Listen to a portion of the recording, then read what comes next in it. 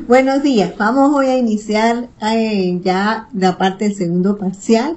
Ya como concluimos todo lo de losa, aprendimos a estructurar, se aprendió a diagramar, ya calculamos la losa nervada. En el caso de los proyectos, que son todos losas nervadas, ya se aprendió a calcular las alturas, los espesores, los análisis de carga. Ahora pasamos a calcular las vigas en el proyecto, en los proyectos. Pero para entrar en vigas vamos a hacer un recordatorio de lo que vieron en concreto para después empezar a diseñar. Entonces fíjense, nosotros vamos a diseñar las vigas de concreto armado con el esfuerzo a que son sometidas, que son esfuerzos a flexión. Esto implica que el diseño de ellas, mediante este diseño, vamos a determinar las dimensiones y calcular la posición y la cantidad de acero que va a tener o va a capaz de soportar esa viga. El principio para diseñar vigas en concreto se basa, como lo estoy diciendo, en el criterio de flexión, donde vamos a relacionar ciertas hipótesis que definen el comportamiento del elemento. Esas hipótesis que les van a parecer conocidos porque lo debieron ver en concreto, son que vamos a tener en el diseño estas siguientes hipótesis. Adherencia perfecta entre el acero y el concreto. Nosotros vamos a diseñar con esta hipótesis, que como sabemos, toda la tracción la va a resistir el acero. Las secciones planas permanecerán planas después de la flexión, lo que implica que la deformación unitaria estarán proporcionales a la distancia del eje neutro. Una vez que el acero alcanza el esfuerzo de excedencia, es decir, que el esfuerzo del acero va a ser igual a la resistencia del acero. El diagrama de esfuerzo de deformación del acero es completamente horizontal y no existen esfuerzos mayores que a F sub Y.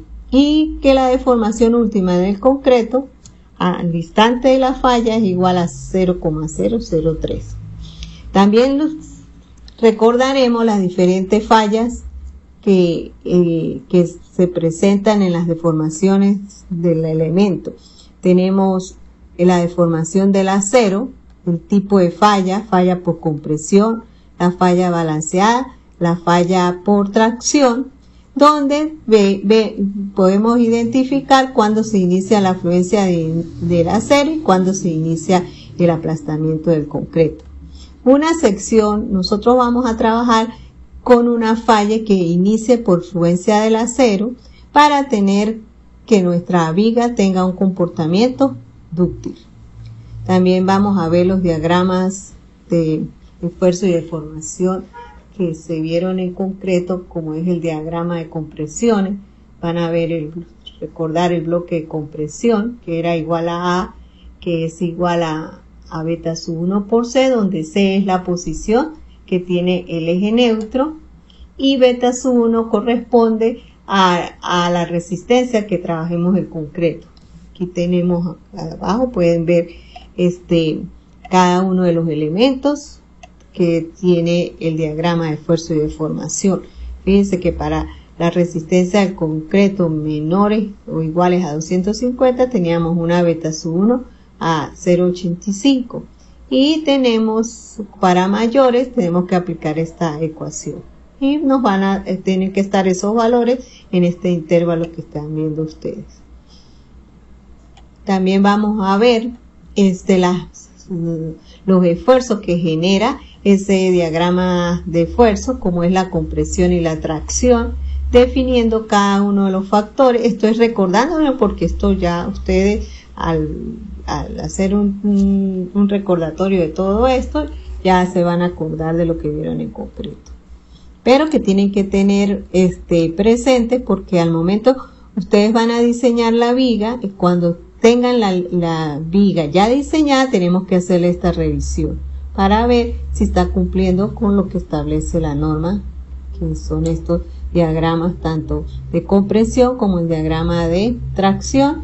Aquí tenemos también el área, la falla balanceada, que ocurre en el instante en que la deformación del concreto llega a 0,03 y la deformación del acero llega a la máxima ductilidad que tiene el acero. Entonces, aquí tienen ese diagrama y tenemos que la deformación del acero va a ser igual a la resistencia del acero entre el módulo de elasticidad.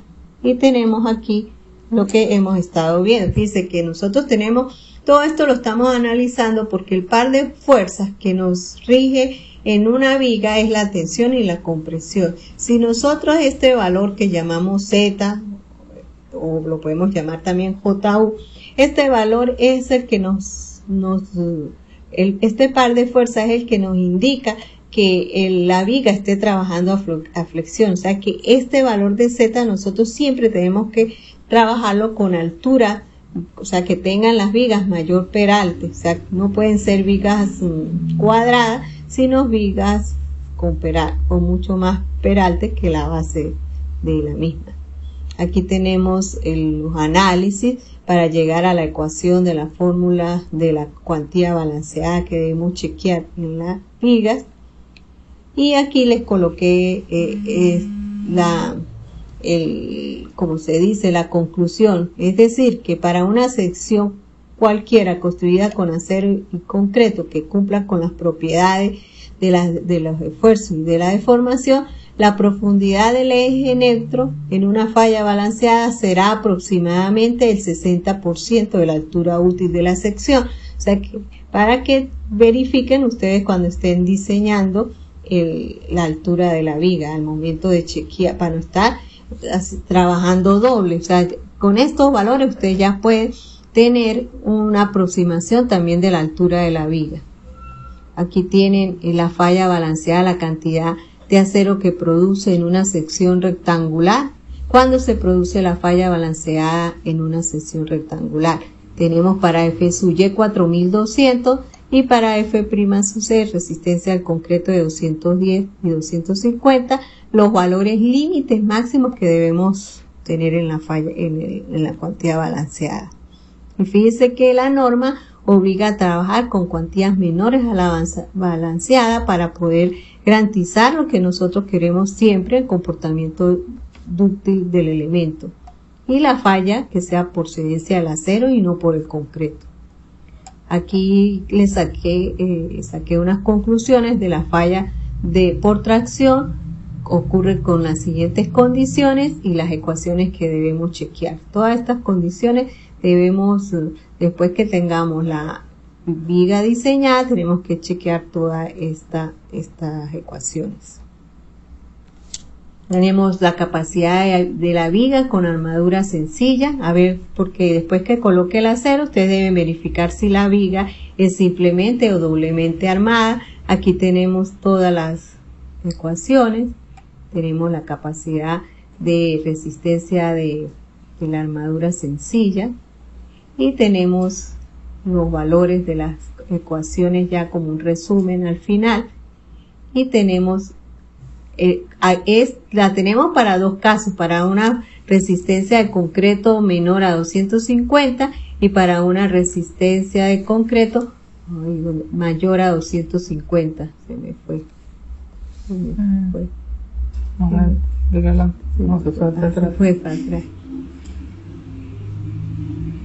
O sea, lo tenemos para, ya va, aquí tenemos, ¿ves? Para menores a 250 y para mayores a 250. Y tenemos la armadura doble y también tenemos cuando queremos cambiar la armadura sencilla, si nos está chequeando doblemente armada y queremos convertirla en armadura sencilla, cuáles son los efectos que se nos pueden presentar en el caso que decidamos cambiarla de armadura sencilla. Sí, esto está trabajando. Y tenemos también como recomendación que en ningún caso debemos diseñar con el acero mayor a 0,75 el área de acero balanceado. O Claro, esto es en el nivel de diseño 1 y 2, porque en el nivel de nosotros, que es la zona sísmica, no podemos, tenemos que trabajar con el área cero menor o igual a 0.5 el área de acero balanceada.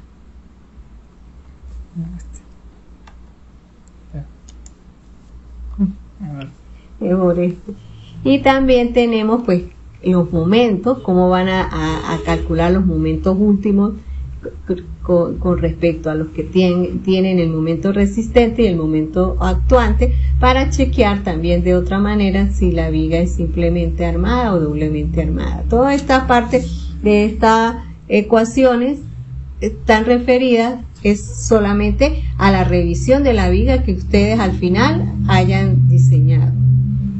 Teniendo nosotros todas estas partes de revisión, antes de iniciar el diseño, la norma nos establece otras condiciones que están en la norma 1753-2006.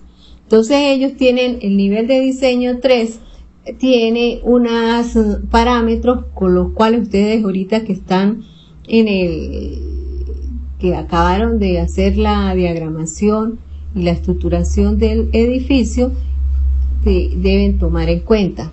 La primera, la A, no es para las columnas, pero en la parte B, en la norma, pues lo van a encontrar. Vamos a tener que chequear al final, cuando tengan ya la viga resuelta, tenemos que revisar los parámetros que nos indica el nivel de diseño 3, que la luz libre debe ser por lo menos 4 veces la altura total de la viga. Por eso les digo que no hagan luces de 220, sino ustedes tienen que tener ya como una base que dice la norma que la base mínima de una viga es 25, entonces como altura mínima en una viga tienen 30 centímetros, entonces tienen que tratar de chequear que la luz libre que haya entre las vigas sea por lo menos 4 veces la altura total para que no tengan problemas en cuanto a cuando estemos haciendo los diagramas de momento, no ocurra que no haya momentos positivos. Esto es con esa finalidad. Entonces, una condición es esa de la luz libre que hay que chequear. La segunda, la relación ancho-alto de la sección transversal de la viga tiene que ser mayor o igual a 0.30. Eso es cuando estén diseñando la viga. La altura de la viga, adicionalmente, la altura de la viga será mayor o igual a 15 veces el diámetro mayor de la barra longitudinal de la columna. Esto sí, lo hacemos al final cuando ya tenemos diseñada la columna. El ancho mínimo es de 25 centímetros, lo dice la norma, y el ancho máximo no debe exceder el ancho del miembro que les sirve de soporte. O sea que ustedes no pueden tener la viga de mayor ancho que la columna. O sea, tiene que ser, viga, ¿cómo es? Columna fuerte, viga débil. Entonces, medido en plano, aquí está bajo una distancia, bueno, esto ya ustedes lo leen más adelante. Cuando el ancho de la viga sea mayor que la columna que le sirve de apoyo, la profundidad de la columna será al menos 24 veces el diámetro de la mayor barra longitudinal de la viga fuera del núcleo. Esto no entra en nuestro diseño 3, o sea, no tenemos que hacer vigas mayores a las columnas. Siempre le tendremos que al final chequear la inercia de la viga con la inercia de la columna, y la inercia de la columna tiene que ser mayor que la inercia de la viga. También se aceptarán diseñar y detallar las vigas de módulo que las rótulas plásticas por flexión se formen alejados de la cara de la columna. Eso nosotros tenemos siempre que tratar que la rótula plástica se formen en las vigas y no se vayan a formar en las columnas, porque si llegan a formarse en las columnas, pues colapsa la columna y falla el edificio. Esto es con respecto a las vigas acarteladas, que no creo que tengamos en nuestros proyectos pero en el caso de que tengamos que acartelar, se analizarán, se detallarán tomando en consideración las características geométricas y comportamiento debiendo identificarse la zona de mayor compromiso en la columna. Tenemos que sequear por flexión, tenemos que estar pendiente del acero mínimo. Entonces el acero mínimo para concretos mayores a 315, tienen ahí la ecuación, y cuando es menores a 315 es 14 F sub Y por el ancho de la viga por la altura útil de la viga. Y la cuantía máxima no debe exceder, esto lo tenemos que chequear con las ecuaciones esas que acabamos de ver en la teoría. En cada sección de miembro habrá por lo menos una barra continua no menor del número 4 en cada esquina. Cada viga tiene que tener mínimo 4 cabillas de media. O sea, es lo mínimo que debe tener una sección de viga. O sea, no es que me van a aparecer como un semestre que aparecieron con una viga de 2 cabillas en el lecho inferior y una cabilla en el lecho superior. El detallado del acero pues lo vamos a ver más adelante, pero de todos modos fíjense que la norma lo especifica en las caras de los apoyos. El acero de refuerzo del lecho inferior de la viga debe ser tal que la capacidad para resistir momentos positivos sea por lo menos la mitad de la capacidad de resistir los momentos negativos. Esto debemos chequearlo cuando estemos ya haya colocado el acero en cada una de las vigas. Igual el apartado B y el apartado C se refiere a al momento en que eso tendremos una clase solo de acero y tenemos que referirnos a estas 3 condiciones en el detallado del acero. Después que tenemos el acero longitudinal, porque nosotros tenemos que calcular el acero longitudinal por flexión y el acero transversal. ¿Cuál es el acero transversal? El acero transversal son los estribos. Recuerden que una viga, al someterse a una carga, va a generar una serie de grietas. Esas grietas, debido a esas cargas, me van a producir fisuras horizontales y unas a 45 grados.